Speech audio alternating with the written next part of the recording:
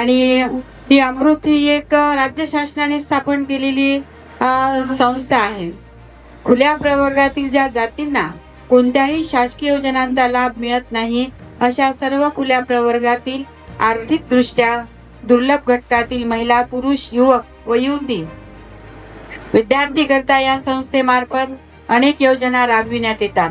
आपल्या कारंज्यामध्ये पूर्ण वेळ अमृतचे काम करणारा सर्वांचा परिचित रोहित देशमुख हा नेहमीच आपल्या संपर्कात राहणार आहे आणि त्यांच्याच मार्फत आपण हे काम चालू करू.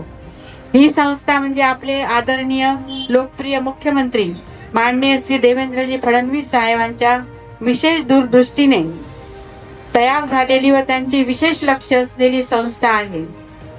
मी खुल्या प्रवर्गातील जातीच्या युवक युवतींना आवाहन करते की आपण सर्वांनी अमृत संस्थेच्या योजनांचा लाभ घ्यावा आणि उद्योगामध्ये तसेच शासनाच्या विविध विभागामध्ये अधिकारी होऊन प्रशासनाशी आपला सहभाग दाखवावा. आणि माझे 2 शब्द संपविते.